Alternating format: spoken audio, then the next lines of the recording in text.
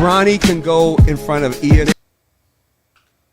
Nigga, my mama gonna go to war, nigga. I don't give a fuck how old she is or how old I am. So if I got a pops, that nigga gonna do this. We better do this. That's right. Yeah. But now we're opening the door for all of these parents to start coming out and protecting their kids. If you think that's bad, wait till you see Sha'Carri. Right, it's about to you know Dion already none of that. We all saw what we saw, and you know what we saw. That's elementary school. No. That's all When you a teammate, he push him like, man, like, let's go. He push him like, get off of me. Get off of me. Get off me. No, don't touch me. Was it worth the 30,000? Now? In the moment. In that moment. In the moment. He was up. You remember? Was it bingo night or was it? 44. You know what we do on this show, boy. We flow, boy. But I'm gonna keep it high level, and this is gonna just give you the beats. And I give you my opinion at the end on all of these topics. But what's going on, the core issue, is the carriage rights fee. First of all, start off the right way. Exactly. Let me start out like this. This is why I'm broke and you got money. this whole Dak Prescott saga. What are those? On the field, I got metric after metric. He's a winner. Okay, he's number one in all categories for the Dallas Cowboys first 5 seasons. Off the field, unquestionable character. Like, the only thing you got on Dak Prescott is, I am undisputed. Oh, come on. And me playing basketball, and I just want to line up. He's getting up. And show, yeah, we doing this for real. He's funny. Oh, we're supposed to get them. No rebound. This one? Cut that up, I got a match. This boy, it's wet time. That's what I do. I still don't know why this is a pick, except exceptional play by the defender. Look at that. 2 dudes reaching, and then he comes between them and say, let me split this bunk bed. And I'm out of here. Shotgun snap, slips. Oh, that's a sack on your first play ever in the NFL. Y'all know your nightmares came true. You're like, God dang. Oh, yeah, this ain't it. Look at this blitz right here. I mean, he only knows so much what he's reading off stats, off paper. I mean, everything's good on paper. But I would always love to hear it from a player because they play the game. What about a journalist? Like, being real, NARPs are journalists. Like, you're from that pool, right? So imagine somebody just said, you didn't play the game. I don't want to hear it.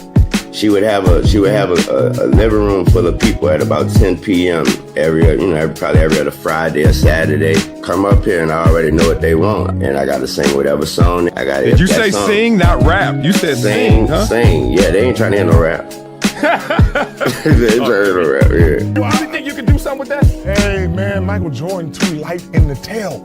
Okay, you know what? Big dog? Yes. I ain't light in the tail. If you want some of this, let's go one-on-one right now. Let's get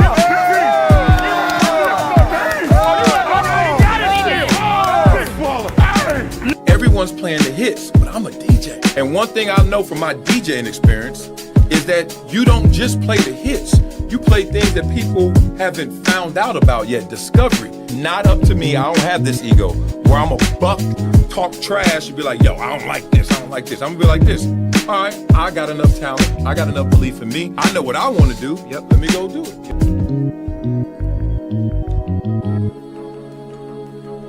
Wah, wah, wah, wah. Wake yourselves up, party people. Gonna get that funky. Yeah, let's get into it. This is a weird week. Let's not lie. This is Super Bowl week, but everybody is talking about everything except the Super Bowl. But we know how important this is. I'm sorry, Seattle. I'm sorry, New England. But it just feels like, yo, really? I mean, I'm still getting group texts tomorrow. Hey, yo, going? You going? Usually, you're already there. But before we get into the fanfare, the buzz, the economy of it all, let's just talk about the game. Come on, let's ask Coach what he's thinking. Is this a must-win game? A must-win? Yeah, I think every time we go out, there's a must-win game. I mean, it's kind of the attitude that I've always taken in the National Football League. All right. Now, that was as bland as it gets, right? I would like to have a bowl of potatoes, wet, no butter, please, right? He didn't know the joke. Like Dave Damashek does this every single year. There's a joke where he asks, is it a must-win game for the Super Bowl? And a lot of times, let's just say that they go off the rails in their response because they be like, yo, that's a dumbass question. And we all know that there's a lot of bad reporters out there who get mad at Lynn Jones, the old auntie grandma, who was like, baby, keep your head up. They want their time to ask them silly questions like that. But I digress. But let's just be real. Let's talk about it, y'all. Beat it up in the comments. Shout out to all the members in the building. I see you out there. And my man, Patrick Edwards in the building. We got Stymie. Oh, I see you. And we got Stymie again. I see you again. Fred Bryce, let's go to war. Let's talk about the Super Bowl. Let's be real. Is it hyped up? Are we pumped? Let's go. Football fans, how interested? 0 to 10, not even 1 to 10. People don't even give you a chance to say nothing. I ain't interested at all. So 0 to 10 right now, your level of pump for this Super Bowl. Can't lie, I was at a basketball game last night. Shout out to my godson, Luka. They won. Crossroads beat Campbell Hall. Shout out to CP2. Yeah, that's Chris Paul's son who was out there eating and balling, but they came up short. I saw the craziest dunk I've ever seen in my life. This dude from Crossroads dunked on him. He's a sophomore, like 6'8", and then he put his legs flat. He nutcrackered them, put his between his legs and start gyrating almost all in one motion. It was insane. They won by 2. Point being, my best friend, my ace, was like, dog, what we doing for the Super Bowl? I was like, huh?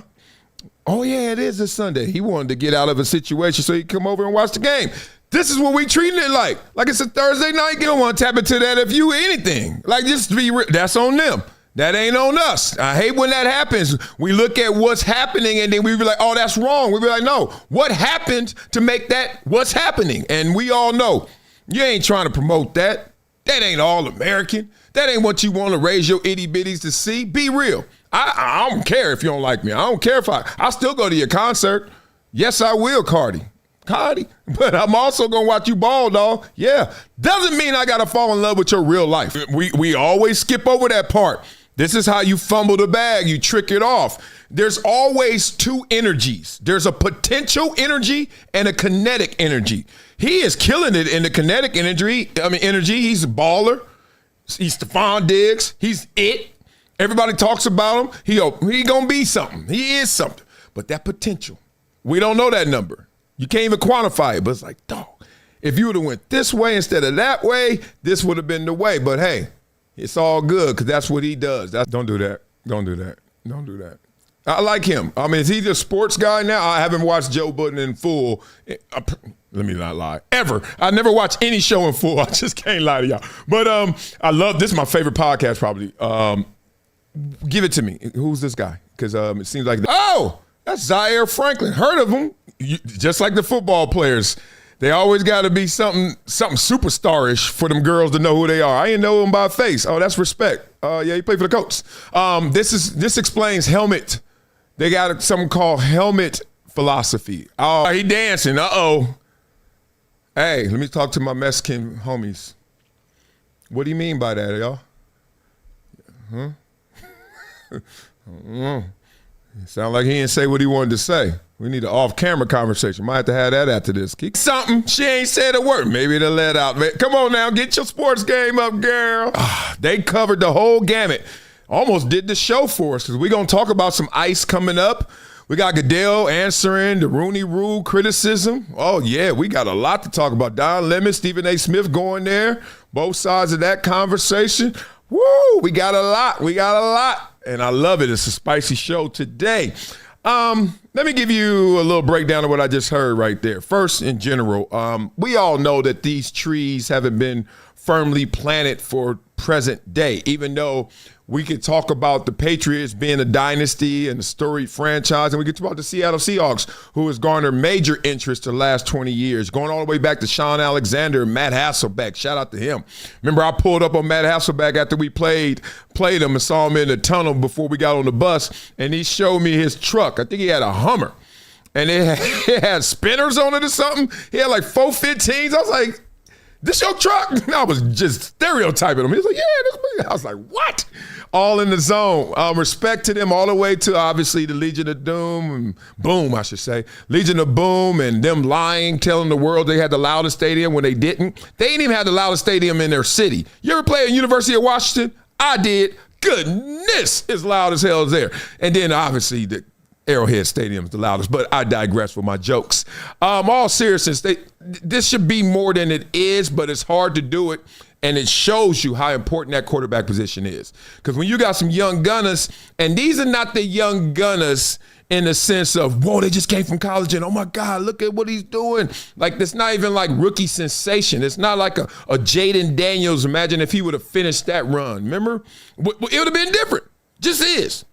But now this is I didn't really see Drake May look that good last year, but whoa, right? And it's also Sam Darnold. Oh, he was balling like, damn, he didn't finish it. Okay, now they let him go. Whoa, this boy on fire, but can I believe in it? Because last year he didn't finish it. Oh, this year he isn't. But it's oblique, but he's still See what I'm saying?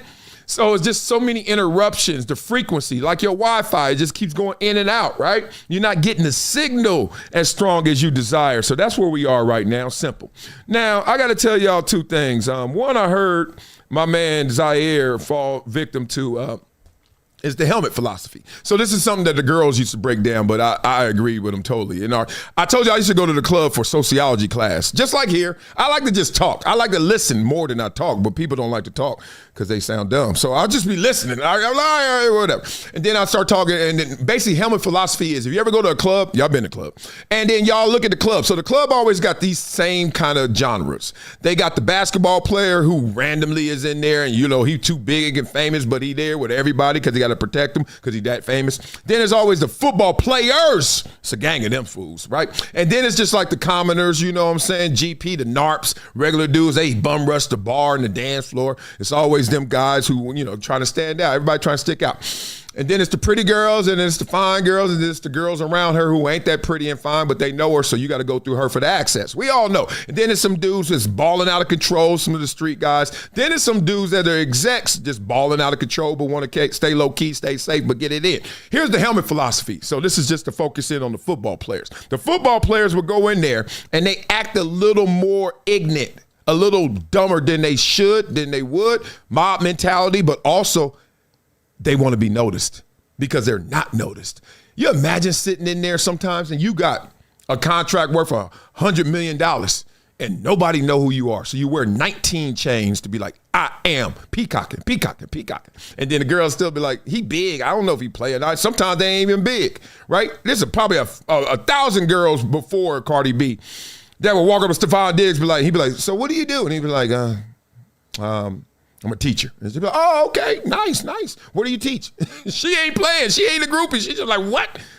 This dude's 6 feet, 180. I don't know what the hell he do. So the point is football players act stupid, kind of on purpose, because it's helmet philosophy. All right, and the last thing about the Mexican spending, he didn't say what he wanted to say. What he wanted to say is, dog, there's going to be a gang of Mexicans out there acting gangster, acting crazy. I'll say it for him. And that's not a diss. He's just trying to say, look, I've been up there before, and they go hard. We know that Mexicans love the Raiders, any California team, really, the Raiders, the Dodgers. Remember all them Dodgers, Giants? And then he really wanted to say, like, the rivalry in the Bay Area.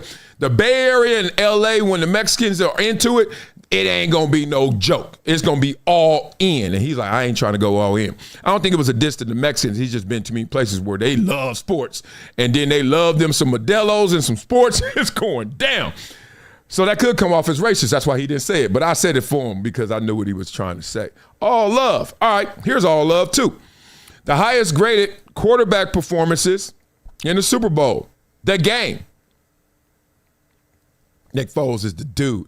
Isn't that crazy? Nick Foles wasn't even starting that year. Took damn Carson Wentz's MVP from him. Nah, just kidding.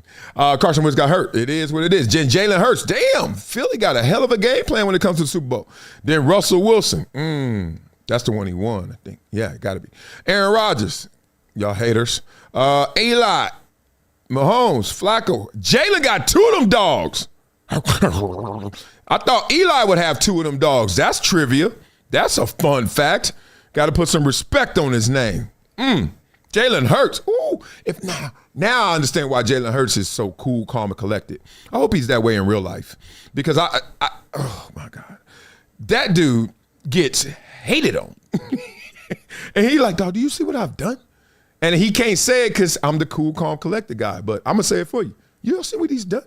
It's insane. But we are here. We are here. So now. Beat up in the comments. Let me know what you guys are thinking. A lot has gone on. A lot has gone on. So now I want to get to this. James Harden is getting traded. I hear he's getting traded. We'll see. But let's beat it up in the comments first. I see you out there, Brooklyn Shogun.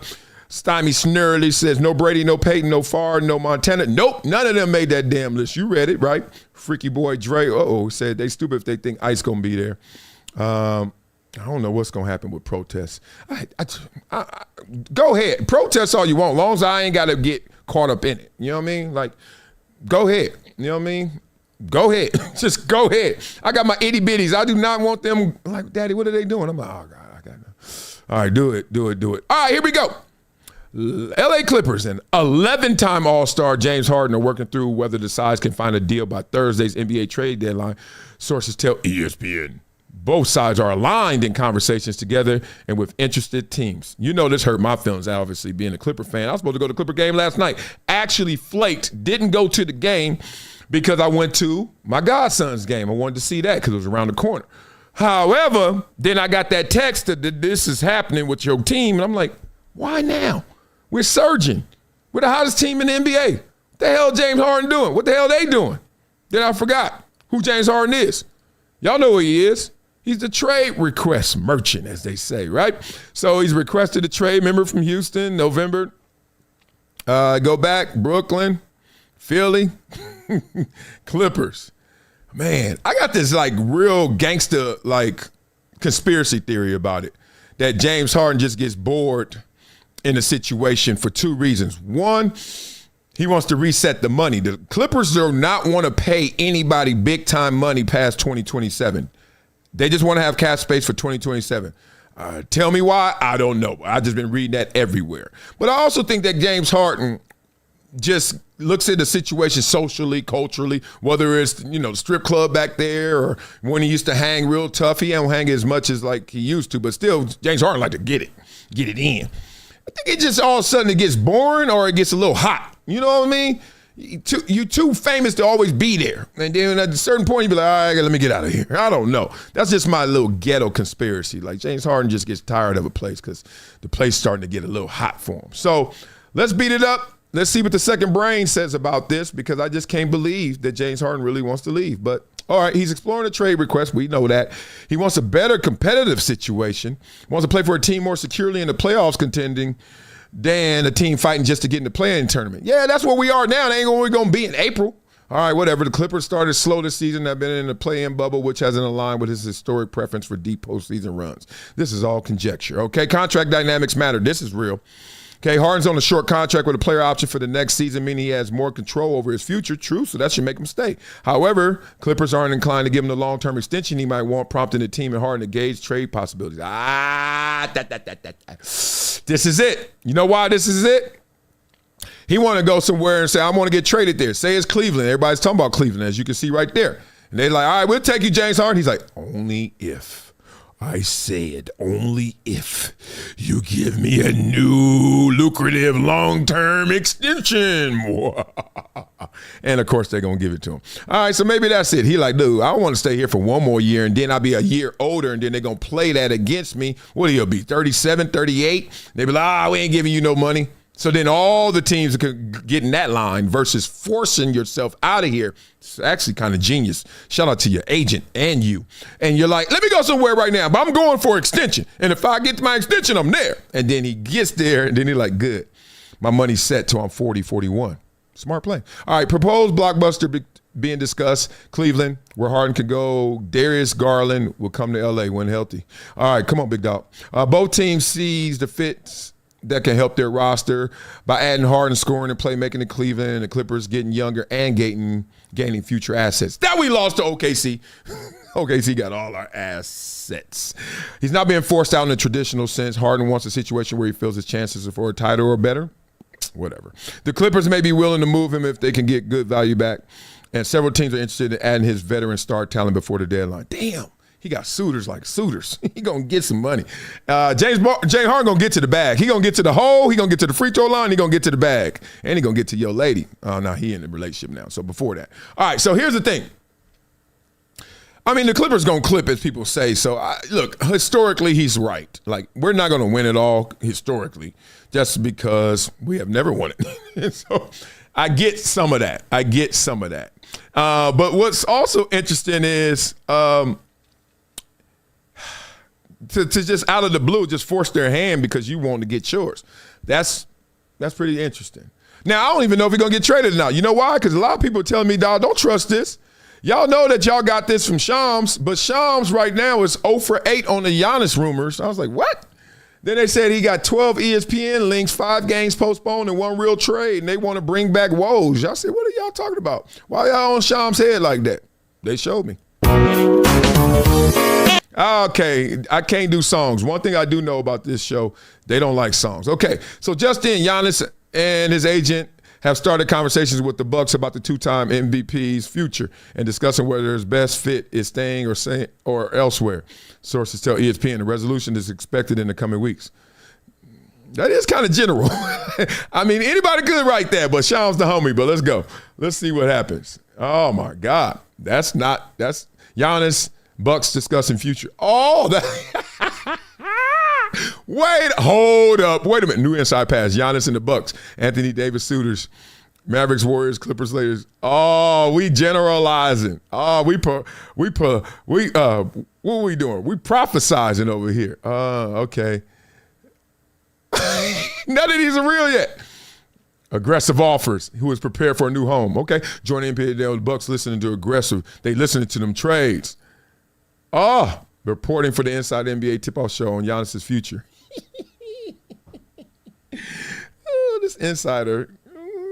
Ooh, them fingers are stretched. She must know some like witchcraft. She gonna put a spell on you. Ooh, he look fresh.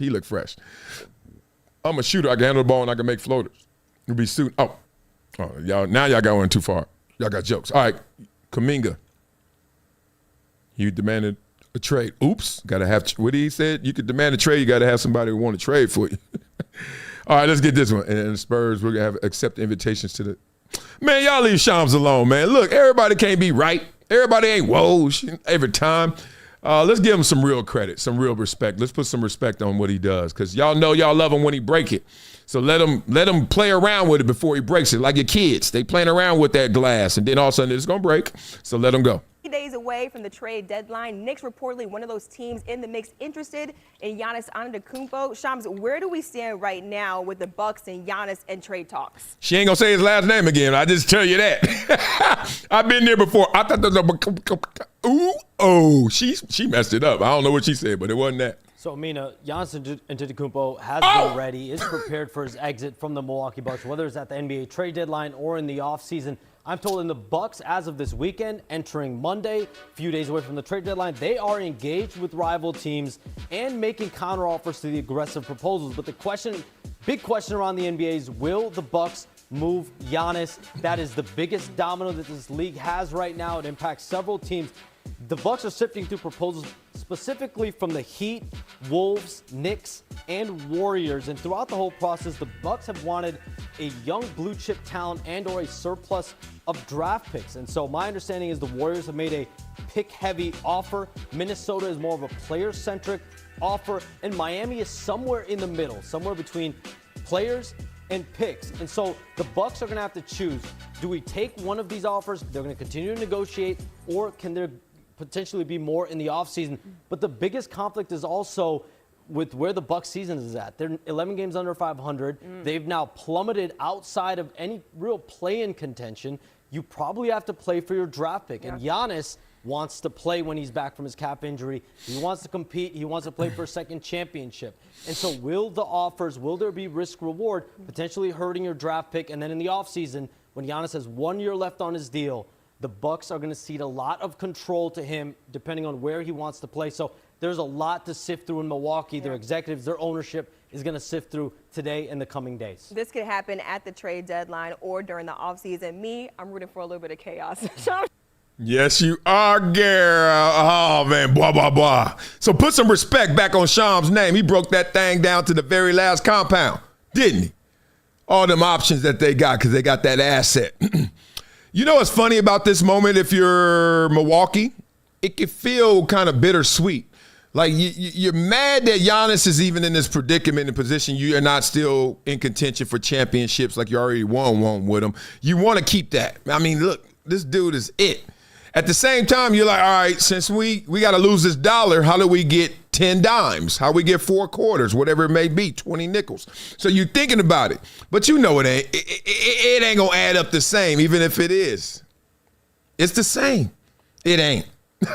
You know what I mean? You're going to walk around here and be like, I mean, when LeBron left Cleveland, ask them. Whatever they got in the hall, whatever they tried to get, ask them. Whenever you lose a superstar, you lose it. Look at the Super Bowl right now. No superstar.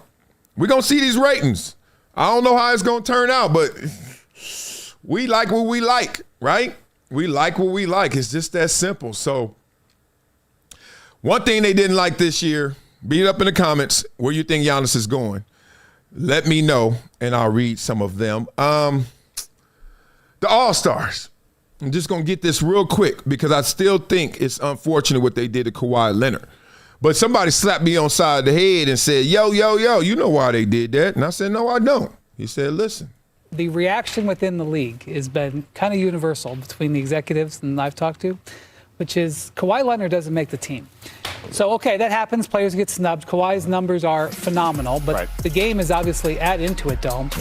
And the wonder is, did he not make this team because the coaches didn't vote for him because of the accusations of the improper contract? So, like he is having a brilliant season, his highest scoring season as a Clipper. They have been one of the best teams in the league for the last 6 weeks. And he still didn't get no love. Blah, blah, blah.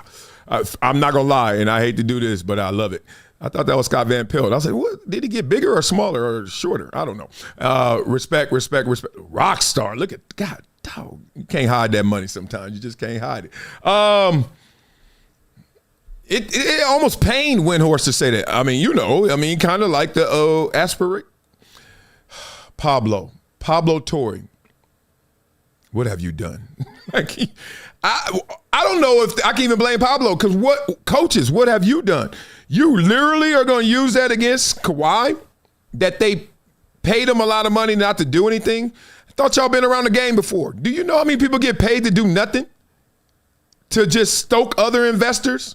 To just get other people interested in the deal? Can we use your NIL? Why? Because we want other people to spend money. Oh, okay. What do you think an autograph session is for real? All that stuff, they give it to the player. They say, can you just sit here for an hour and let everybody come say hi to you? And you just sign this. And meanwhile, while they're in Dick's Sporting Goods, they're going to buy up the whole damn store. Because the line is so long, they're going to have to do something. Then the kid's going to be back. Look at those Jordans. Mama, look at that bat. Oh, mama, can I get a soccer ball? Mama.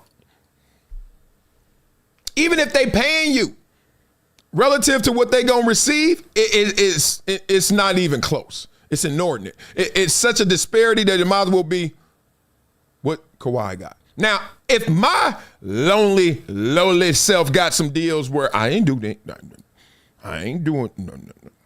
I've gotten those deals. Now, they weren't, 28 million, 51 million. But also, it ain't going to be 28 million, 51 million. I ain't Kawhi.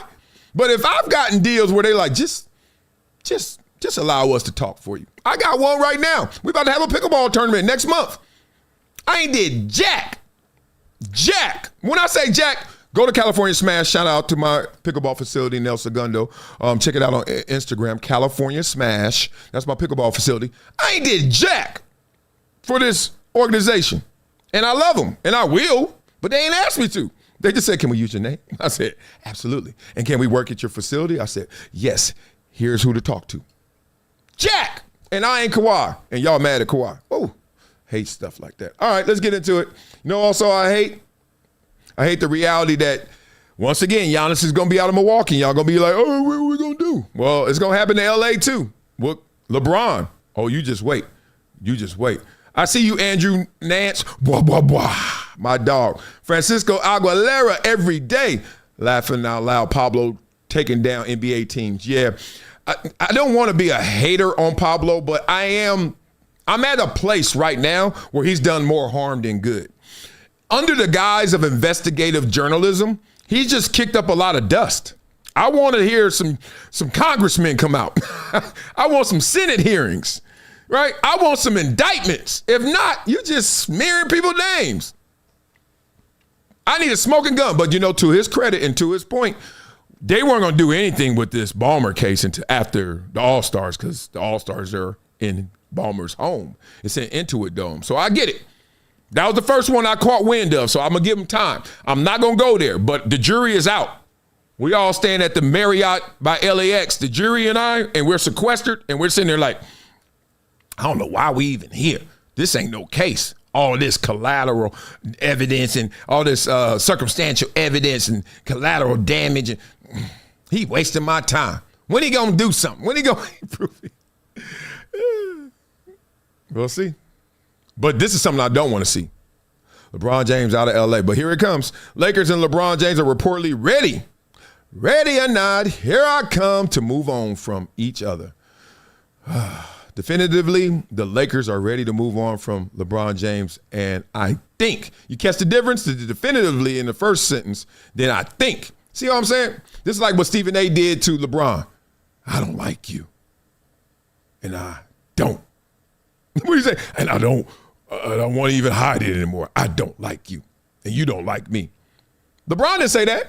You said that. Like, definitively the Lakers. Okay, you got somebody up in there who said it. LeBron ain't said nothing about this yet, but okay, let's take it there. I think LeBron James is ready to move on from the Lakers as well. See how they get you sneaky reporting? That's why this show is necessary.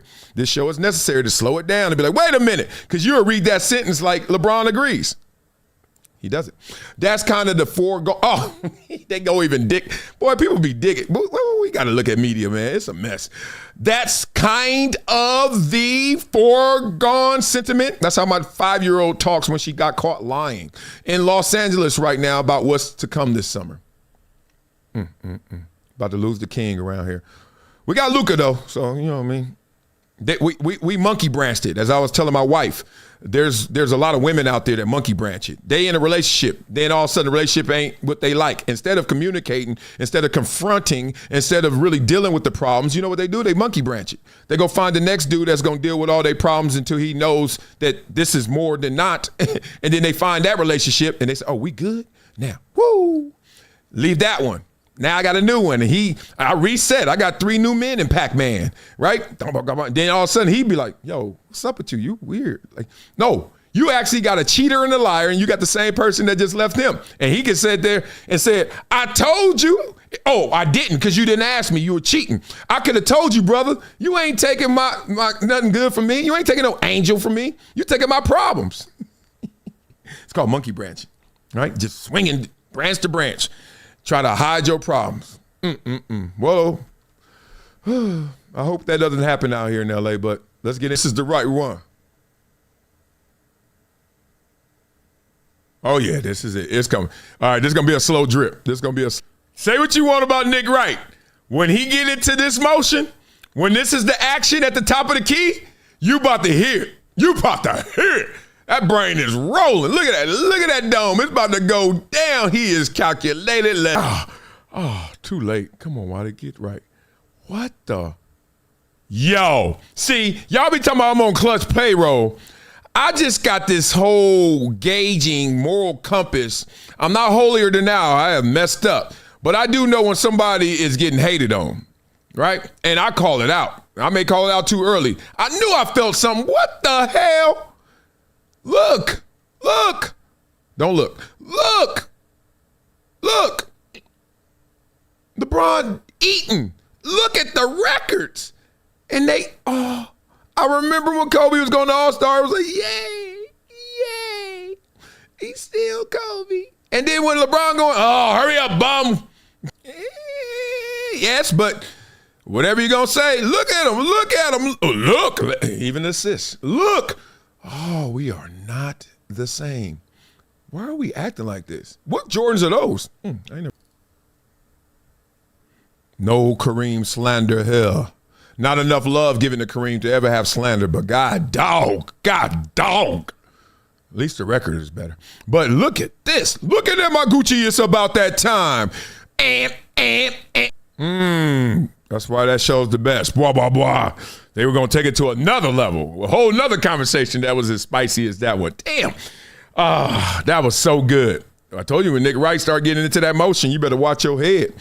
One, you got to also push back a little bit the fan voting. Obviously, when the fans are voting, Yao Ming is the number one choice, right? So we understand. We've been through that before. You're like, Yao Ming, number one? But then you're like, yeah, I get it. Why Yao Ming's number one. But this is why we can't let media get away with what media likes to do, which is likability. The worst thing I think about media is not that they hate on players, because that's too easy to see. Right? Even though it's a thin line between the love and hate, it's real easy to see when someone's hating. No. It's likability. It's when someone likes somebody, right? Because when they like somebody, they're going to try and impress that same person or their legacy. Therefore, they're not going to give the full bouquet of flowers when someone else deserves them. So that leads to the unevenness of how you look at these legacies, because I like that player. I like Mamba mentality. I like Michael Jordan. So Stephen A. Smith does come to mind, right? Because he's the biggest we got right now. Skip Bayless comes to mind before Stephen A. And they both had it in for LeBron. And that's why LeBron has been always looked at in the lens, not as they hate him, they just don't like him. And they like others more. You got to understand the power of I don't like you. Okay? People always want to talk, you're a hater, you're a hater. That's too easy. That's too obvious. You're not giving me any energy, right? What does it say in the Bible? Be hot or cold, not lukewarm. Like or not liking is the lukewarm. Love or hate is the hot or cold. Don't get deep in here, Wiley. To testify. So y'all worrying about who hates you. It could be a racial conversation. They hate us. Okay, and that's why I don't get into the race conversations in the same scope you do. That's why you get mad at me sometimes, because you're like, why Wiley acting like this don't happen? Because I don't care about who hates me. I care about who try to act like they like me or don't like me. Because that's the one. That's the fox. Y'all got to go back in history. Y'all got to start. So they hate me. So what? They ain't right. If you really hate something, you don't even engage with it. You do nothing with it. It is absent of life. Put some liver on my plate. I hate liver. Liver doesn't exist to me. Put something on my plate that I kind of like, don't like. Oh, man, I'm over here tops and turn. Oh, what should I do? Should I get it? Should I do it? You engage it with it. They don't like LeBron. And they twisted y'all into thinking something that it's not. Can't even look at the guy in the same respect. It's sad. It's sad. Y'all can say I'm clutch sports all you want. No, I'm true sports. I ain't gonna let nobody get hated on or not liked. You understand where I'm coming from? I don't think you do. Well, here's somebody who's in the news right now. Paul George, the homie. I don't know if they like him or not like him. I know they hate him right now. We're going to talk about that, beat it up in the comments. I had to testify for a second. Thank you, Queen Mosave. Queen Mosave, you still that dude. I know. I love you too. Somebody said yesterday that I made up my nickname, that dude. I had to check their ass straight up in the comments. Pow! No, I didn't make up my nickname. Even if I did, so what? People change their name all the time, and you don't get mad at them, then I can't do it. But no, I didn't make up my nickname. My Charger teammates gave it to me. And we bid it off of Devin the Dude. They did. Because I used to love Devin the Dude. And then they were like, oh, yeah, you that dude. And I was like, what? And then they broke it down. They said that dude is the guy out there that the old lady's saying, hey, who's that dude out there that's playing well? And her husband's like, oh, that's 75. That's Wiley. So they said I was that. And they also said you everywhere, where people would be like, who's that dude just walked in here think he fresh? Oh, that's Marcellus. I am. Partner. So let's get into this. Players, talking about players. This ain't just the media, Stephen A. Smith and Skip Bayless. It's also people that used to ball. They want to talk to you about Paul. He went from playoff P to pandemic P. Oh, shit. To podcaster P. That's crazy. To prescription drug P. Understand me? Shout out to Paul George, man. But what we... All right, so y'all know. All right, that was the... that's Charlie Villain on the waiver, right? That's how you say his name. Yeah, respect. I've seen a few clips from this podcast. They really go there on players, so I don't know if that's the whole tone or that's the ones that are just going out there, and especially him. But that was his intro joke. Sometimes they land, sometimes they don't. We obviously know how that one went. Let's go. He's not talking about it cost him fucking $12 million. 11.7 M. Damn. Oh, you got to use Cialis? No. Oh. She just talking shit. Percocet P is crazy. That landed. That landed. Said Hung would know. She just talking shit. Hung would know what? Who's the guy? Who's the Asian guy? Help me out. Who's the other guy, right? The non-black guy, whoever that is. Let me know. I know he's the host because that's just how these stereotypical shows go. But who is he? He played? I don't know what the About fuck them you talking pills? You pop pills? No, I the don't blue pop pills.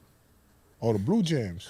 I don't pop the blue jams, bro. Oh, you pop a couple blue jams. I don't pop the blue Get your jams. shit rocked. I understand. Sometimes, you know what I mean? You want to get some extra. You want to get some extra workout. I've never done that. No lie.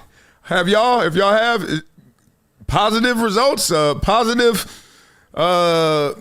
experience, or I'm scared because I had heart conditions growing up, and then limb bias happened, and I'm just like, I'm not taking nothing. Only thing I'm taking is alcohol. And what's my favorite alcohol? Liquor. You know what I mean? So you pop a blue thing. And, you know what I Hung mean? a demon. Heard you. The demon. But nah. 11.7 M's. But I be cracking jokes and shit, but that mental health shit is for real. The depression shit is for real. So I'm not minimizing that. Clean it up. But yeah, there you go. I think in this case, and I might be wrong, but I think in this case, She's going crazy in the chat. Crazy. She going ham? She's going. I get them rock. Oh, She's going wow. crazy. She do? Yeah. Is he packing? Keep it a buck. You know they got that. Let me chill. Do they know they still on camera? I've never seen a host that's more disruptive than this guy right here. Like, you're supposed to keep it on the rails. You're taking it off. Come on, big dog. Who is this dude? There's a stigma about what? I want you to say it's a stereotype. About what? They say about Asians. About what? Oh, we talking about What is it? You might as well just say it. You might just come on and say it. You ever see that commercial? Short meat? You ever see the commercial? Oh, my. You see that commercial before? What commercial? With the Asian dude, Oh, yeah, with the Asian dude goes to the toilet to and the then the urinal. white dude come beside him, and the white dude start laughing, look over and start laughing at him, and then the black dude come up That's crazy. and start looking at the white dude. The white dude was like, That's and then crazy. the black dude start laughing, And then then the black Asian dude was dude like, come in there. then the Asian dude at the end was like,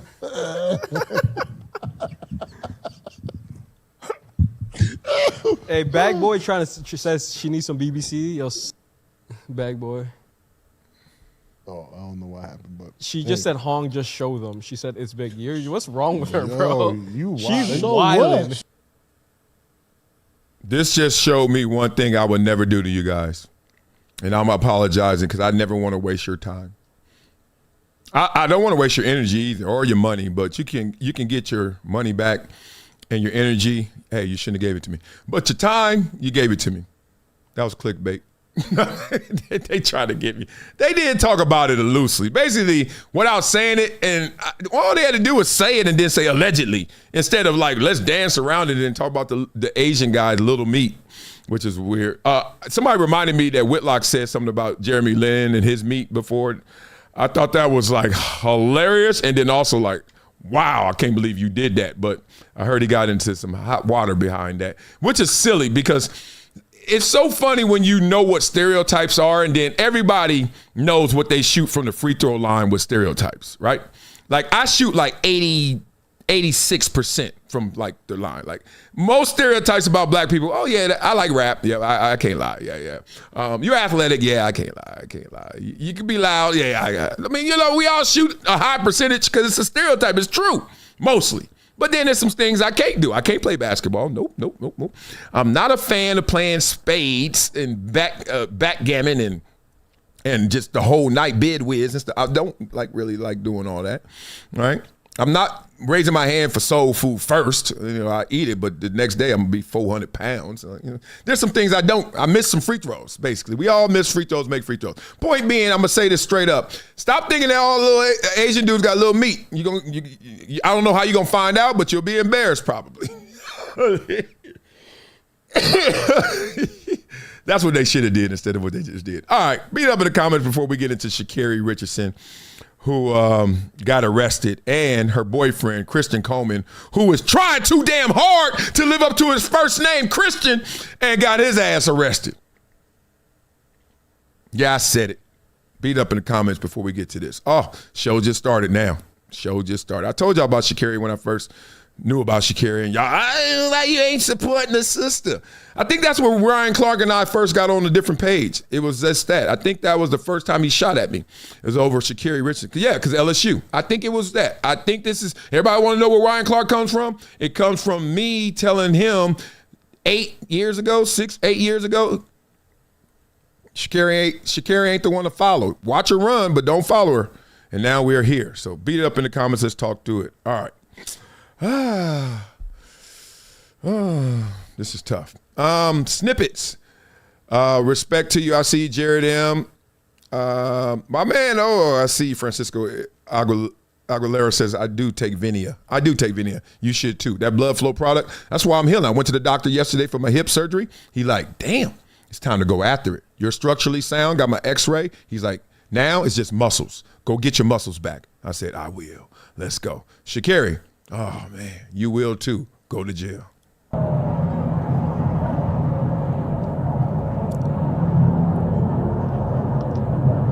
Okay.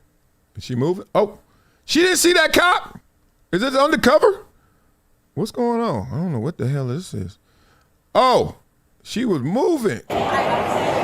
I would wipe that smile off your face. I'm Sergeant McDaniels with the Orange County Sheriff's Office. You're being stopped for dangerous excessive speeding. I understand my tire at the back is like literally on 29. So you're driving at 100, hold on. You're driving at 104 miles an hour in a 65 mile an hour zone with subpar equipment, flashing people to get out of your lights, out of your lane, following too close, using every lane to pass everybody, cutting me off, passing a car on the inside shoulder with their hazard lights on.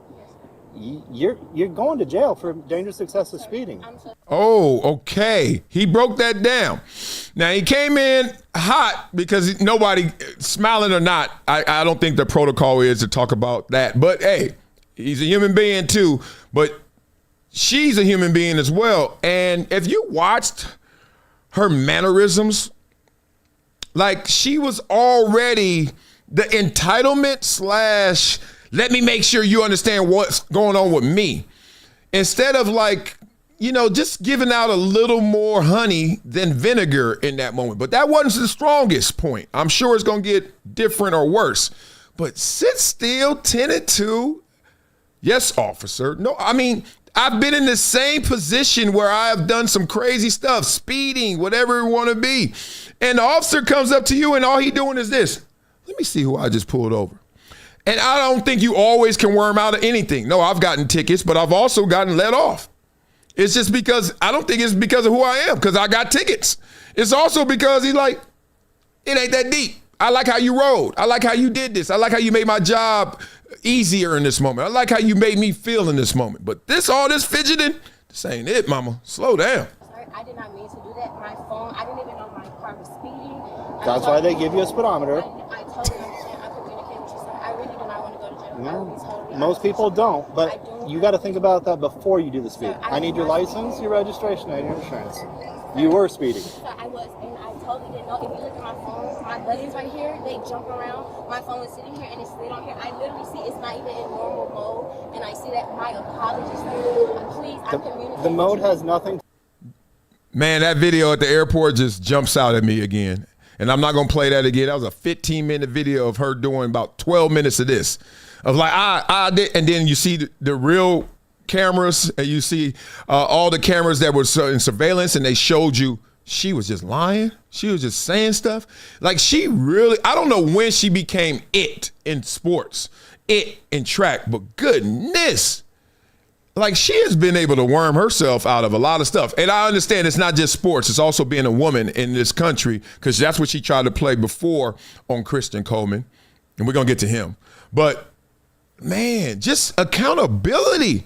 Like I think you would be in way better circumstances. If you just like, I was speeding because of this tire, and I thought that was the smarter decision, but then I just was doing too much. I mean, you in the shoulder. There's really no explaining it. Just shut up and let them give you the ticket or take you to jail. Come on, let's go. To do with your gas pedal. I need your license, your registration, and your insurance. Please, sir, I really want to work. Can you really work with me, sir? I promise you, I am a law-abiding citizen. I have my ID, my insurance on my phone. There was no intention of me speeding today. I promise you, sir. Is this a good? Nah, stop talking. Like they need to wear a button instead of like say no to drugs. They're like, stop talking. Let me talk. All right, let's go. Good address for you, Lake Valley Drive? Yes, sir. I'm here. I'm local, sir. Please work with me. I promise you. I don't know what work with you means. Not work with me. I understand that. I will take the ticket. I will show the No, court. like I told I got to stop it right there. This is one thing they always do in life. The people who trying to sucker you and trick you, they throw out a lob and see if you're going to try and take it and dunk it. If you, sir, can you work with me? And he's like, I don't know what work with me means. Oh, no. The conscious brain just said that, ma'am. You were hoping I'd go down that path with you, ma'am. You know what I'm saying? They go like that, ding, ding, ding, ding. Let's see if you're going to run to that sound. Oh, you not? Oh, I ain't ring the bell, did I?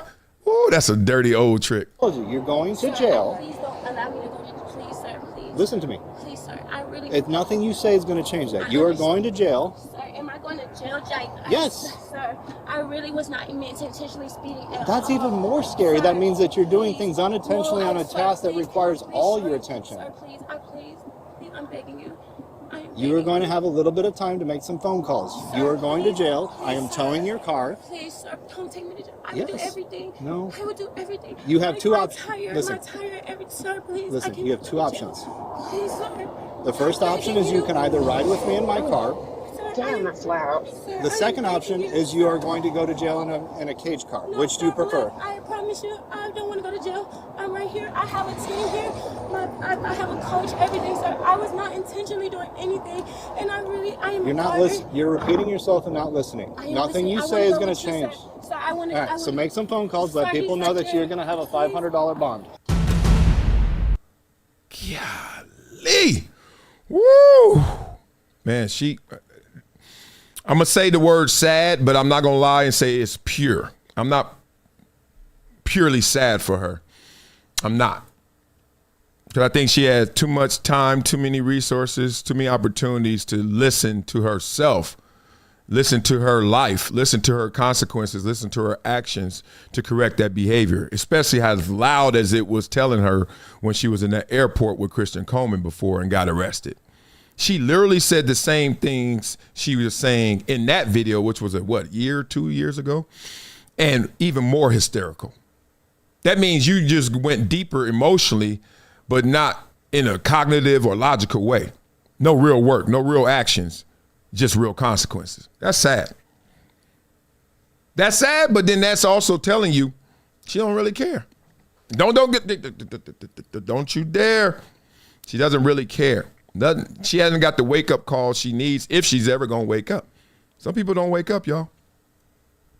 It happened this morning. Somebody didn't wake up. She ain't waking up. Simple as that. I ain't going to get too deep on it because it's like, golly. But I saw this coming. And I don't want to say it like I'm right. I'm just like, yo, can we start calling things as they are? The pushback you get when you're like, yo, this is not it. The same person who's going into the Olympic trials to go to the Olympics is like, oh, I got caught with the marijuana. Oh, it's marijuana. Let's play it off like it. And then that lightened the consequence for her in terms of public opinion, even though she had to suffer the consequence by the IOC, et cetera, right? She had to suffer it in track, but at the same time, people were like, look out for her young sister, all this. Oh, she going through it, her mom, and all. She had options in that moment. You fast forward to this incident and the incident with Christian Coleman before, this incident, they're eerily the same. She needs to understand that the universe whispers before it yells. And it whispered to her for how long? 5, 10 years? Now it's yelling. She said she would do anything not to go to jail. Oh, boy, that bell was ringing too. I'm glad the officer didn't say, what does anything mean, ma'am? Because that would have just put her out there even more. Like, what does anything mean? part of me wanted to hear what anything is. What is anything? What we talking about? Set it off the movie? What we talking about? What's anything? Woo. Man, the problem with her camp is that they know that their hands are tied because she runs the camp. People always say, like, your friends and stuff. She's probably lost friends who have told her the truth. I've lost friends and relationships because I'm like, dog, you're trying to make sure that I don't tell you the real. That's how we going to stay friends? Guess what? We're not friends. I can't watch you go down there and drown yourself. Even though that's tough to do, they say. But you go tie yourself, you sabotage yourself, right? You can't just sit there underwater and just drown, they say. But you know what you do? You start tying on a little weight here, a little weight there, a little weight there. And then you walk in that same water. That's how you drown yourself. Kristen Coleman comes up later and tries to, interrupt a police officer pulling her over. He gets himself arrested as well. You don't believe me? Yeah, it happened. Olympian Kristen Coleman facing charges connected to Sha'Carri Richardson's arrest. People told him to leave her alone. I don't care about that. There ain't nobody gonna tell me who to love and not love. At the same time, big dog. I know your first name's Christian, but relax. He also, in connection to the speeding incident, let's get to the part where he got, all right, that was her. That's Dana White. I don't know. He gonna probably put her in the UFC now. Coleman wasn't the driver, but deputies say he parked nearby and approached officers while they were conducting what they described as a criminal investigation. Damn, that's tough. I know. I mean, look, you the boyfriend, you're the male. You're like, all right, sir, what's going on here? And he like, well, our job is what's going on here. Back up, move away. And obviously that probably wasn't respected. The affidavit states he began defending Richardson and was told multiple times, as they usually are, to return to his vehicle. When he didn't comply and instead asked for a supervisor and further explanation, Lord, these people. Deputies arrested him for resisting and failing to provide identification. During a search of the car, they found glass pipe, green leafy plant material. The discovery added a possession of drug paraphernalia charge. Damn! To the resisting count, and he was also cited for stopping on a limited access highway for an expired registration. Oh, God dang. You riding dirty and trying to get her off, and you riding dirty. Another Olympian pulled up as well. Police issued her a citation for stopping, but released her after she provided ID. Oh, man. A lot of people were like, oh, man, that's messed up. Listen, I am on the side of the law. I'm on the side of those law enforcement officers. You know why? Y'all gonna wait till something really bad happens to Sha'Carri, and then y'all gonna be like, damn, why in her camp? Why didn't they stop her? Well, this is not her camp, but they trying to stop her. She literally said, I didn't know. I didn't intend to speed. Raise your hand if you ever were speeding in the car. You ever been speeding in the car? Raise your hand if you knew you were speeding. Keep your hands up, everybody. Everybody keep their hands. What the fuck? Now, there have been times I've been going 45 and it's a 35. I guess you could call that speeding. But I'm like, oh, really? Especially if you got a nice car, new car, smooth car, or the windows all the way up. You don't hear the engine. I get it. All these new cars got this like soundproof system inside. But at the same time, dog, you know. It's crazy, right? All right, beat up in the comments. Let me know what you guys are thinking. We're going to travel around the world real quick after I read a comment or two. Because it's going down. I don't know if you got itty bitties or you guys are big World Cup fans, but they got a controversy right now. We're going to talk about it. Those ticket prices, sky high. What did Goody Mob say? Sky high, sky high, sky high. And people are like, what? Pay what? How much? For what? You got to be kidding me. So that's where we are. All right, let's talk about it. Beat up in the comments. Fried Bryce says that guy's dog died. What the funk? I don't know what you mean by that, but okay. What makes them think they can drive like that and have the nerve to beg for the cop to let them off? I don't know, Murphy Robert. You tell me. People always think that. They think they get away with it, or they think they could talk their way out of it. And then Dr. Ray says, hear me out, Chad. I've lived in Florida for 21 years. If you come in contact with the Florida police officer, just do what they say. They do not play around. I'm speaking from experience. Well, I can speak from experience from California. California Highway Patrol, they're pretty nice, but at the same time, they ain't messing around. Sheriff, they really ain't messing around. Police, they ain't messing. Law enforcement shouldn't be messing around. You know why? Because if I had to go 9 to 5 and I had a gun on me, that means somebody probably got a gun on them somewhere, and I got to pull you over, and then I don't know who the hell you are, and then you moving and shaking and talking, and I'm like, this ain't good for my nervous system, y'all. Just tell you, I got all the training in the world, but there's also a nervous system. You know what I mean? It's conditioned to survive over thousands of years. Be smart. Be smart. All right, let's get into this. USMNT, right? Our national team in soccer. The star, Tim Wade, slammed staggering ticket prices for the World Cup. And got himself in some hot water. He's not pleased with how expensive next summer's tournament is shaping up to be. Okay, so he's disappointed. That's a quote, saying the matches are out of reach for many supporters. A native of Rosedale, New York, what else he say? It is too expensive. Football should still be enjoyed by everyone. It is the most popular sport. This World Cup will be good, but it will be more of a show. I'm just a bit disappointed by the ticket prices. Lots of real fans will miss matches. Okay, let's talk about the prices. All right, in December, ticket prices soared for all games, including the tournament's finale, which FIFA's dynamic pricing system hiked it up to $8,680 for Category 1. So those are the best seats. $78.75 in November. Meanwhile, Category 2, second best, $55.75, and Category 3, $41.85. Now, you can go to StubHub or some spot, Ticketmaster, and find some $60 seats I've seen somewhere super cheap, right? So that's what I think a lot of the controversy is stemming around. What the hell are we going to do? You can't take no family of four to no damn World Cup game. It's on TV, though. But why are we being forced to watch it on TV? It's in our country. Can we watch it? They're going to talk about it. About the wild FIFA World Cup prices, and he said, look, I think it is disappointing that they are that expensive. Well, his head coach, Mauricio Pochettino, didn't really like him speaking out about it. This is what he had to say. First of all, I think players need to talk on the pitch, playing football, not outside of the pitch. It is not his duty to evaluate the price of the tickets. We are not politicians. We are sport people that only we can talk about our job. We need to be focused on the sports side and trust the organization that is in charge of soccer or football around the world that they are going to do the right things. Now, can I kick it? Yes, you can, Mr. Way, but shut up and kick it. That's what I just heard. All right, interesting stuff then from Poch. All I have to say is, Mauricio, it was going so well because, guys, I mean, I'm going to get your opinion soon, but this I feel like is plunging us back into the dark ages where he's kind of saying to Tim Weah, stay in your lane, shut up and play. And I think we have grown a lot from that, where we have seen athletes able to speak about worldly things. So to hear this from me, it's a bit disappointing coming from Mauricio Pochettino. But Shaka, what did you make of it? I like that. She didn't even say Shaka. She said Shaka. I like that. Here's the thing. Before you're an athlete, you're a person. And every person has an opportunity and should have the opportunity to talk about the issuance of power and the governance of power, which is politics. Okay? Now, doesn't mean you got to force it down that throat and all that, but you got to talk about life. You got to talk about real stuff. So it's not even politics. Let's not always put it in politics. You're like, the price is too damn high.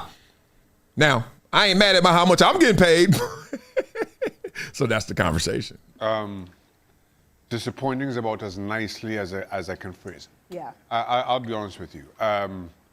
Athletes have been using their platform for quite some time. The challenge to athletes using their platform has been debunked continuously, given what's happening off the field politically.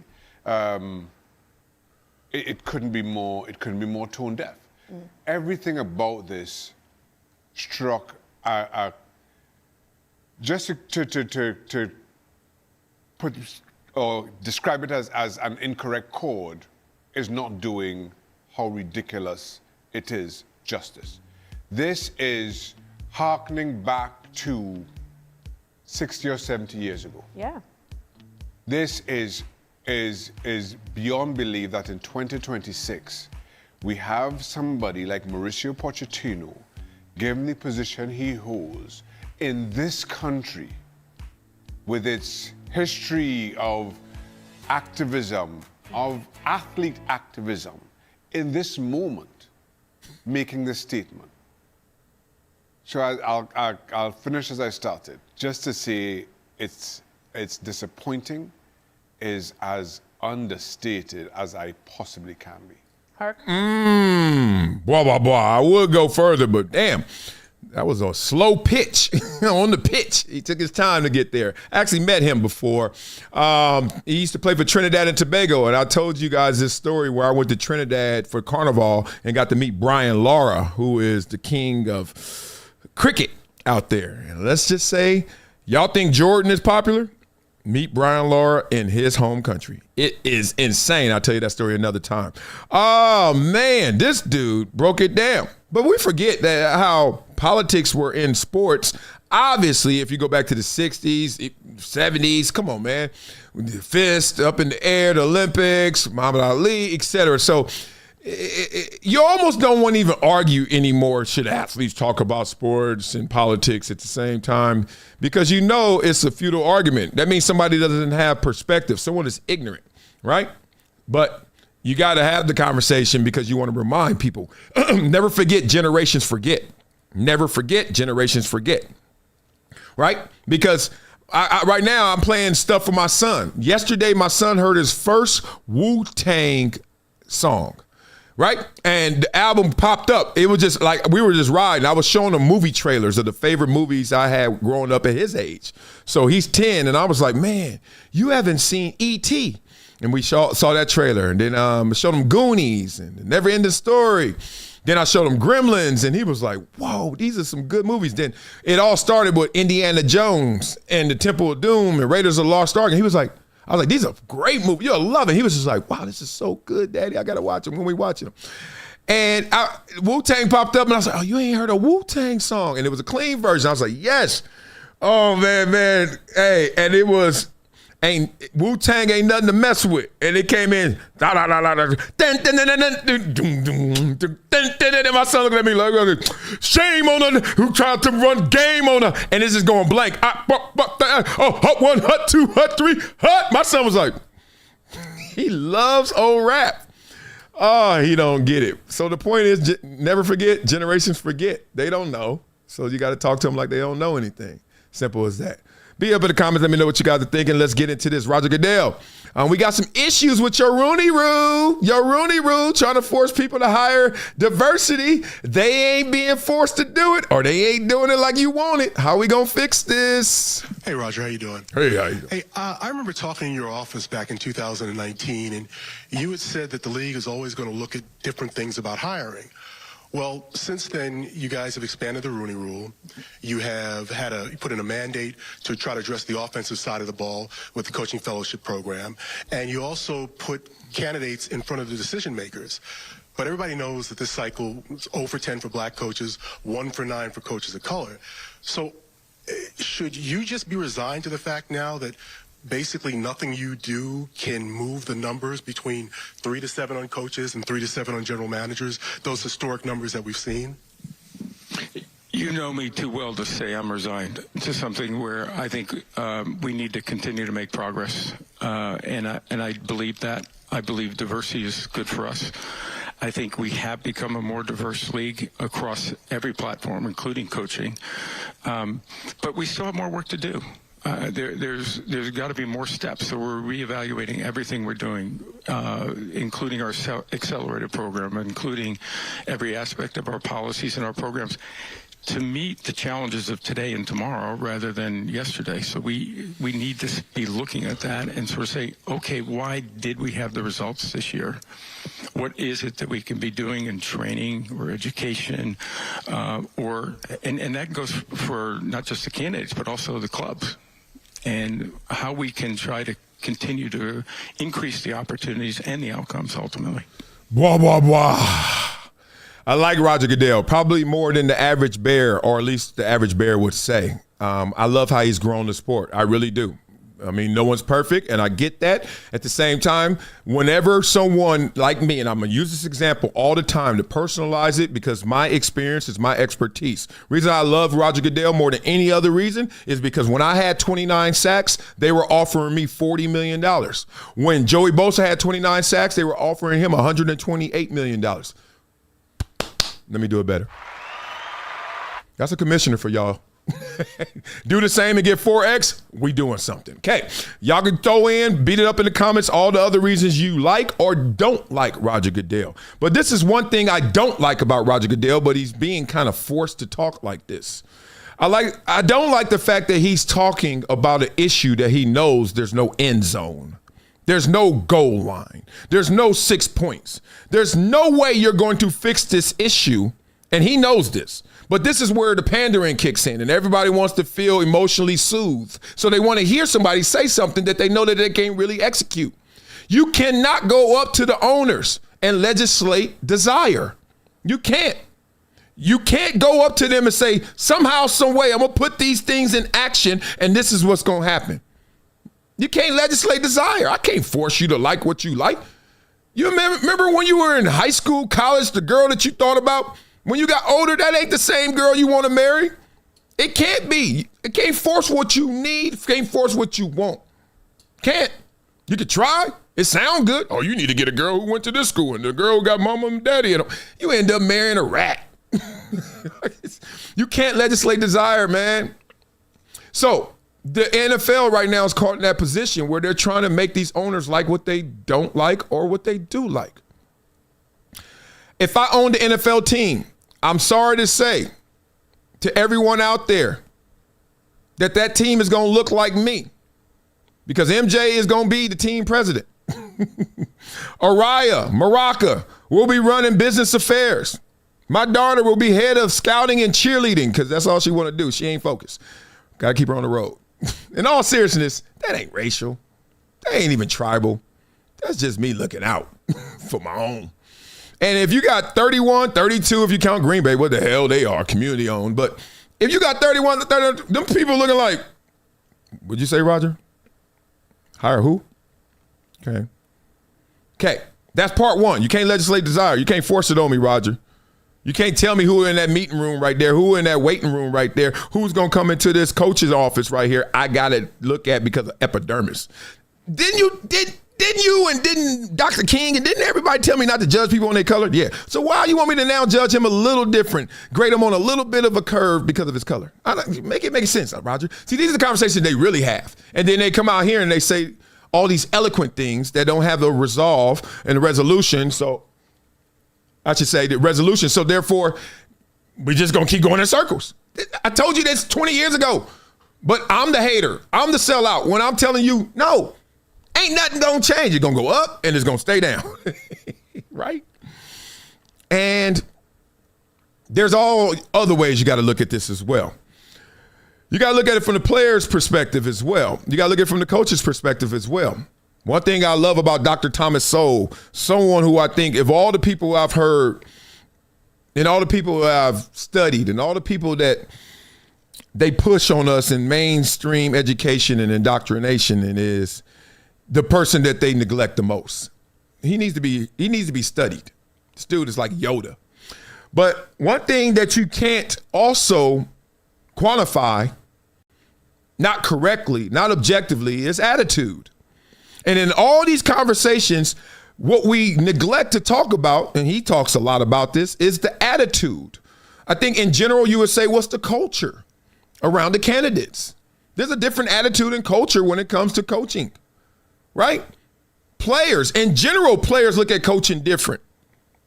Like if you're a real baller, you look at a coach like, man, that's too much work. Them hours suck, right? It takes a special person to even want to be a coach. Typically, it's somebody who comes to an early realization that they can't ball. They were either raised by a coach who had the same realization when he was younger, or you start balling and you realize, okay, I balled, but I can now translate it into this, right? But you got to also suck it up, and you got to realize and put your head down, I'm about to lose a lot of my life. My personal life, gone. to become a GA all the way to the top, it's a 25-hour workday. 25-hour workday. The walls will babysit you. Not everybody signs up with that attitude, and not everyone signs up with that culture. Now, if we're going to stereotype and generalize, the black player who is the more athletic player in general, because there are more of them in the NFL, more of them thinking they going to ball, more of them not thinking about when they fall, more of them is sitting there saying, I'm just going to ball, I'm just going to keep these cleats on. Where the other players are starting to grab their whistle. Just as simple. This is not that deep. It's just the problem is people don't want to hear it. But they see it. They know. The line is long no matter what color you are. But you know who been in front? You know who got to Six Flags early? You know who was in that line at 10 o'clock when the ride opened? X2 at Six Flags? It's a lot of guys who said, nah, I ain't going to ball no more. It's time to go get this. Now, please don't give me example after example. Oh, but that guy didn't ever coach before and he got there. That happens to everybody. Doc Rivers, Mike Tomlin, every sport, black, white, everybody. Mike Vrabel, whatever. You can't play that game. You got to play this game. You can't force people to do what they don't want to do, no matter how hard you try. So what's the resolution, Marcel? Just going to say that we ain't going to have no black coaches? No, we are going to have black coaches. We have, and we will always. But the need to a certain quota and number is where I push back. What is the right number? If you want to go by population, how many black men in, or first of all, there's not going to be a woman coach right now, or at least there isn't one. Not today. So what are we talking about, 6%? 6% of this U.S. population is black male? Are 6% of the coaches black? Last year it was. This year, things are still. You see, how you want to play this? How you want to cook it? How you want to cook it, y'all? Y'all don't want to see how the sausage is made. Y'all just want to hear nice poetic speeches that say, oh, we're going to try. Then them owners and Roger Goodell and even the players, like everybody knows this. This is like the worst kept secret. Everybody's sitting there like, man, you ain't fixing that. We need more white rappers. You can't force white rappers. Even though Jay Wick is sick. I love Jay Wick. You can't force white rappers. We're going to play this game everywhere. But look, I don't have all the answers. I just bold enough to tell you what I'm thinking. I ain't the only one. Tell me, Bomani. I just know this. And I want to close with this because I think that this part is very important. The problem with hiring as it relates to race in the NFL is not the Rooney Rule. The problem is that not that the Rooney Rule is ineffective, okay? That would be like saying that the problem with cancer is that you can't fix it with an aspirin. That is not about the limitations of aspirin. That's about the problem with cancer. And the NFL has a cancer of racism when it comes to hiring people at these levels. The problem is them. Dan Graziano, my buddy, who I like a lot, he sent a tweet out that said something about how this was not a banner year for the Rooney Rule. No. And I'm not I don't chastise Dan for this. I think he just fell into an error that a lot of people fall into when it comes to the phrasing on this, and that is to blame the rule because nobody wants to blame the white people. The problem in this case is the white people who do, or more accurately, do not do some of this hiring. The issue there is them. The issue is the owners. It's all these people on top. They are the problem. Okay, let me catch you in the Sorry, Bomani. I love smart people. I don't care how you get there. You know what I mean? Street smart, book smart, intellectually smart, hereditary smart. Whatever, you're just smart. I like Bomani because he's smart. Now, I disagree right now, it feels like, in sentiment of what he's saying, but he hasn't finished. I will say this, though. When you look at who's being hired, one of the things I go to as my first card played is, how many black coaches you think deserve to be head coaches right now? Byron Leftwich, I got you. I'm with you. Brian Flores, kind of with you. I mean, that's when you start getting into what they doing for them. I'm like, but what's the standard? What's the expectation? Just because it's allowed or it happens, then let's do it. Okay, I'm open to that, right? You should be in the Hall of Fame if you're better than the worst player in the Hall of Fame, right? I get you. But who's the one that you're like, who are the ones that you're like, Mike Tomlin quit? Who am I missing? And I'm knowing I'm missing somebody. I'm really asking who. I'm not trying to poke at you. I'm just saying, beat it up in the comments. Who? Because I don't see that long-ass line. But you say, but look at their line ain't long. Are you kidding me? They got sons in there coaching now. Do we have that? Do we even have that? So this takes me to the conversation of how young we still are in this game. I'll break it down later. And I don't think that we could ever truly have any measure of solution on this until we are more honest about who the issue is. The issue is the people who ultimately decided to enact a Rooney Rule just because Johnny Cochran, rest in peace, was about to sue them into the ground. That is what made them act. It is only under the threat of litigation that they will act. Now, what is tricky, as I have said, where people are like, we need to get rid of the Rooney Rule. I'm like, no. They don't want to do that because they don't want to wind up back in court. But I don't have any idea if you can go to court anymore about race stuff, given the rules of the current regime and everything else, right? I don't have the answers on that part. But I just want to remind everybody something that we often forget, or in our phrasing, we ignore. I did an event the other night with my good buddy Howard Bryant for his book at the Jackie Robinson Museum. And Jackie Robinson's son, David, had flown in from Tanzania, and he stood up and he talked about progress and how sometimes we can talk about how we have not seen all the progress that we want to see, but there has been great progress over time.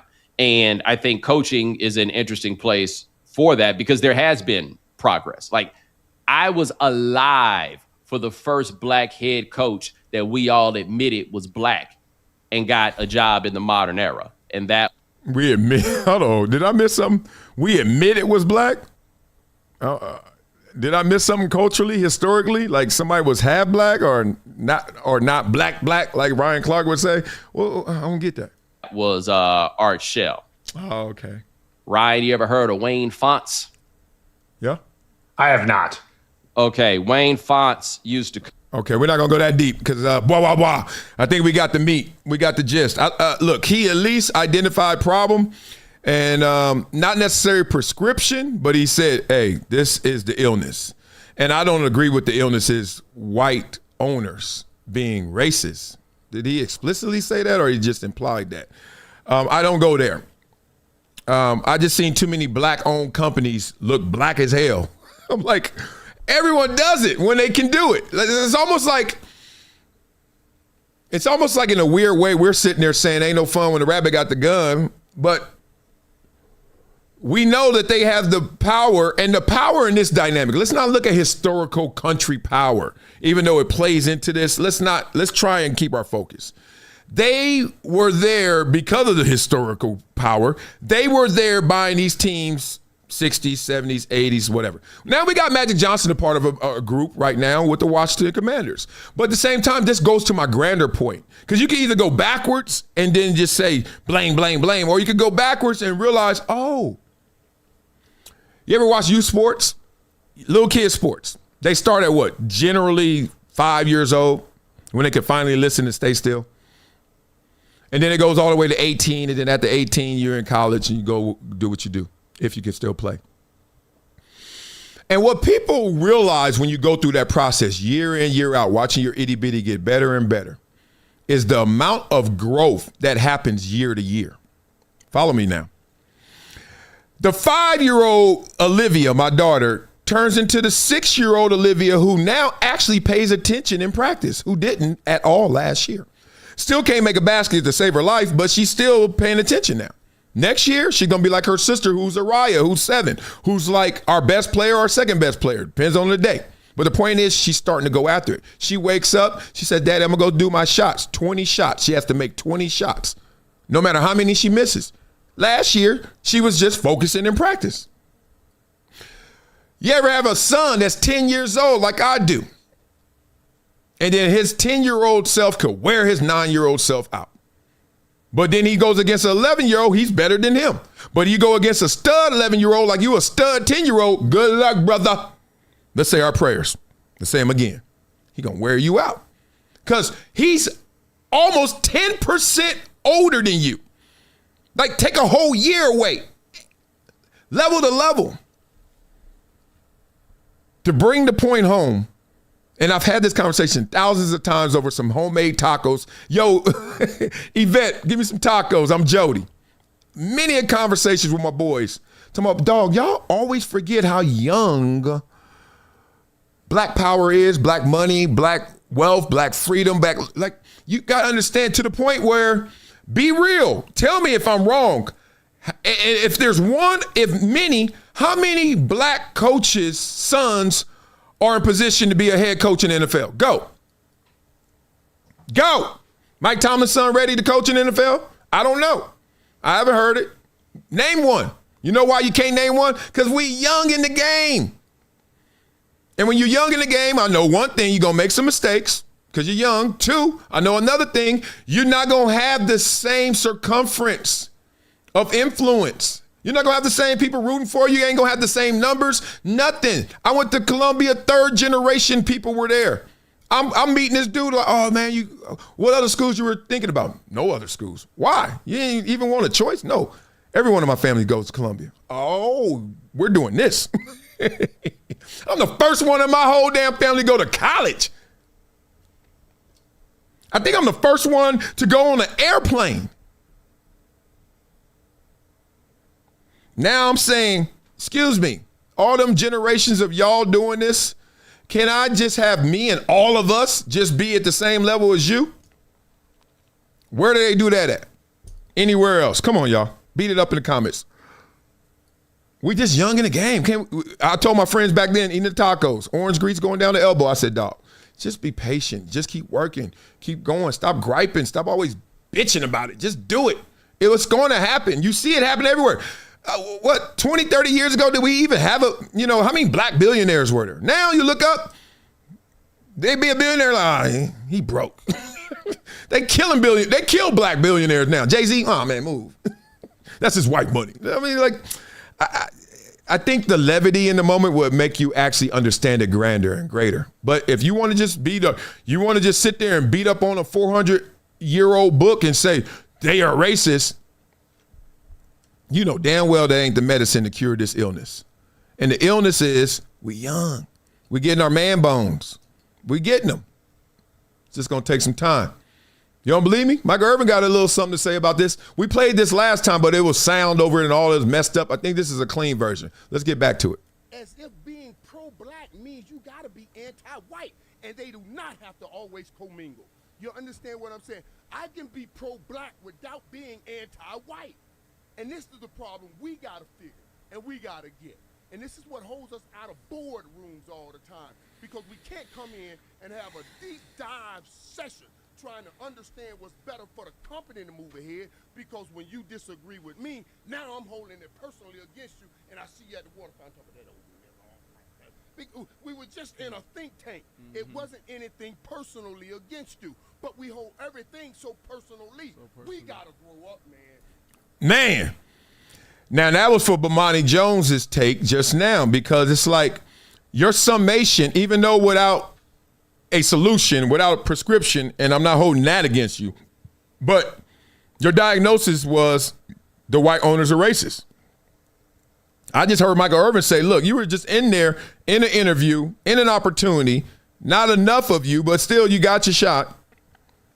Some of you. But you're going to take it personally and say, nah, it's just because they racist. Nothing your accountability, nothing about you. Oh, I ain't get drafted because they stupid.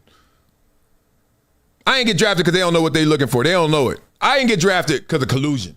Like, instead of just like, dog, maybe there's something else. Lead with that. Lead with your weakness. Michael Irvin saying, you got to grow up, man. You got to grow up. And stop messing around so we can get our brains and our knowledge and our intelligence in those boardrooms. Because what good if you have all kind of fucking knowledge if ain't nobody gonna open an ear to it? You see, but our pain and our emotions must come out first. We don't care who turn us down and who stop listening. And we gotta stop thinking about our pain and think about our gain of what we're trying to give. That's the reality right there. That's why we are sometimes stuck. Every time somebody have a different opinion of you or a different point than you, it doesn't mean they didn't see you grow up in the ghetto. They ain't watch what you went through, and you ain't gonna have this shit. I ain't gonna have it. Oh, you ain't see me. It's just a think tank trying to come up with solutions. Now let's stop playing around. Woo! That might come up again and again and again and again. See, this is the level and the channel I listen to a lot more than maybe the average bear, because I know these cats and I know how sometimes their public answer, Roger Goodell's public answer, is not their private thoughts. And I've been blessed to be in many rooms with private thoughts. My goal is to share those private thoughts with you guys so you can be like, oh, that's what it really is. That's what it is. Oh, that's the truth. No wonder that didn't work out. And then it's also to give comfort to those who gotta whisper. Stop whispering, dog. Tell them. Don't let me be on a press conference with you. I'm like, that ain't it. I've done it 1,000 times on the shows when I was at ESPN, Fox, NFL Network. Just go back and look again. Behind all the laughing and stuff, watch the takes. I'm like, dog, that ain't it. You know that's not true. You ain't gonna tell them? Oh, I'll tell them. Like, I ain't gonna put you out there. I said, you're not gonna tell them? Nope. And then they be like this, what you mean, Wiley? Now I say it, and then we get to commercial, and you know what they used to say? Damn, dog, you went there? Like, yeah, what we up here doing? I'm just built that way. That's not like this diss them. It's just to tell you who I am. Okay? Simple as that. You got to know that. Now, a lot of people out there trying to say, who are they? Let's beat up in the comments on that conversation. I know it was deep. There's some Epstein files out here the NFL got to answer to, too. Uh-oh. Who are y'all? Hi, Roger. Last week, release of some of Jeffrey Epstein's emails indicated repeated exchanges with Giants co-owner Steve Tisch. To what extent will the NFL look further into those exchanges, and could Steve Tisch be subject to discipline under the personal conduct policy?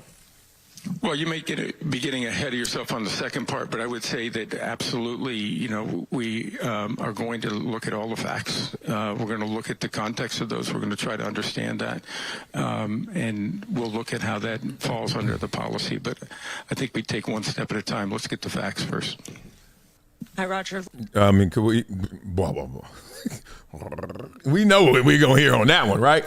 Duh. And I don't have much to add except people got to understand what the Epstein files are, obviously. I think we do that, so we don't even have to bore you or minimize you. Let me say this. You think the federal government has evidence of criminality without arrest in this moment? And while they have evidence of criminality, it's going to allow the public to chew on it, digest it, spit it out. If y'all think you're about to see Fed trucks roll up to mansions all across the country, I don't know what world y'all living in. Huh? Now, y'all can say it's a distraction, it's this, and I don't know about all that. I'm just saying, once they tell us, they already told themselves what they're going to do. And then whatever they've done is what they're going to do. Nothing. Sorry. Hi. Two-part question, although they are related. Will there be any ICE enforcement operations, to your knowledge, around the Super Bowl, whether that's this week and not the game on Sunday? And then the second part, Bad Bunny made a pretty clear anti-ICE statement at the Grammys last night.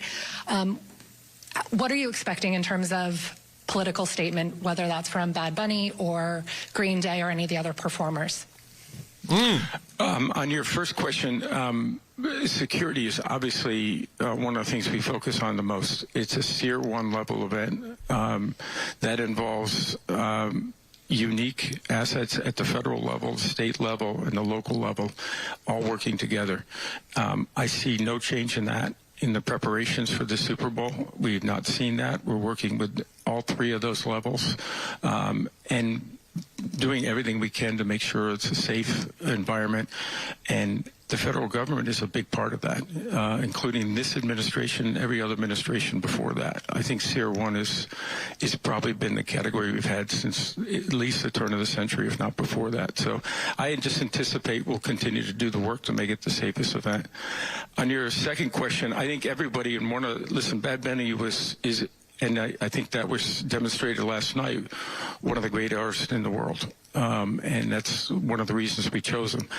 But the other reason is he understood the platform he was on, and that this platform is used to unite people and to be able to bring people together with their creativity, with their talents, and to be able to use this moment to do that. And I think artists in the past have done that.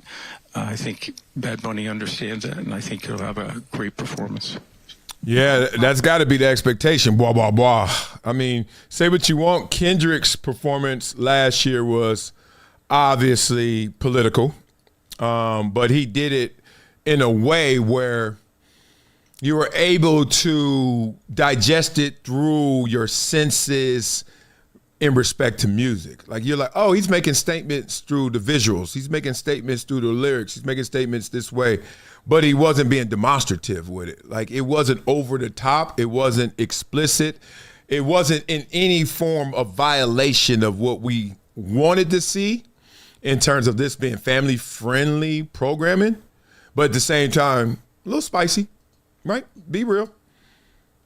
So regardless of your politics, he's just basically saying, look, I don't think Bad Bunny's going to come out there and say F ICE like he did at the Grammys. I was going to play that, but the Grammys probably shut that down anyway. So we're not going to do that. And then people who don't want to see Bad Bunny, you got options in life.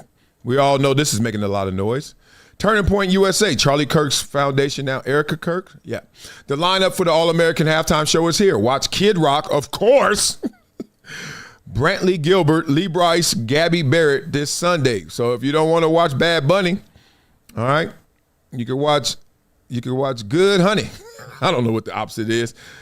All I'm looking for is Nelly and Ludacris. Y'all remember that story we had where they were doing the MAGA Fest and all of a sudden no, it was Ludacris. Ludacris said, nah, I like these Fast and Furiouses. Let me pull up out of that. So it's crazy. All right, one more topic. Should we? Nah, we got to save it. It's getting a little testy. My kids is up now. I got to do it. So we got Don Lemon coming up soon. We're going to do Don Lemon. Stephen A. Smith went there on Don Lemon. WNBA still got proposals out there. Candace Parker.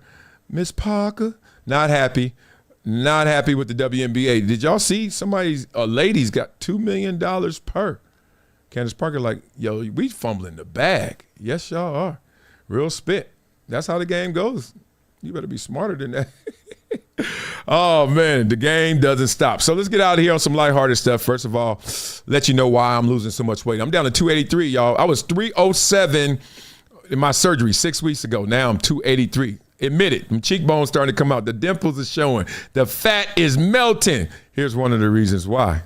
What's good, fam? It's your boy, Marcellus Wiley. And I got to talk to you about something that's been a game changer for me. Y'all know I've been on the comeback trail after my hip surgery. And let me tell you, getting back to 100% ain't easy. I've been looking for anything to give me that edge, to help me bounce back stronger, faster. And that's where Vinia's new blood flow hydration product comes in. Oh, this ain't just another supplement, people. This is about optimizing your body from the inside out. Since I started taking Vinia blood flow hydration, I'm feeling a big difference in my physical therapy sessions and my energy levels. It's helping me get that crucial blood flow where it needs to go, helping my body heal and perform. I'm feeling more vibrant, more ready to tackle whatever comes my way. It's like my body just remembers how to be its best self. And for anyone out there just looking to elevate your daily well-being, this is it. And here's the best part. Vinia is so confident you'll love it, they're offering a 90-day money-back guarantee. That's how you know it's legit. You got nothing to lose and everything to gain. So head over to the link in my bio, check out Vinia Blood Flow Hydration, and start your own comeback story. Trust me, your body will thank you. Let's get it. Bwah, bwah, bwah. I ain't lying. Go get your Vinia. Go there right now. Hey, get your lazy butts up out the house. I know how y'all rolling right now. I'm shitting in the house today. Fuck this. Say what you want about LA and our crime and our homelessness and Gavin Newsom and the state and all that and the taxes. And I can keep going. but it don't look like this. That ain't it. Oh, man, love to you guys, man. I will show you my son's commercial again, but we got to go. I'd rather just go see my son. Love y'all. Peace. It's been a decade plus that I knew that this day was going to come. Oh, this is not hyperbole here. Because I think the verse.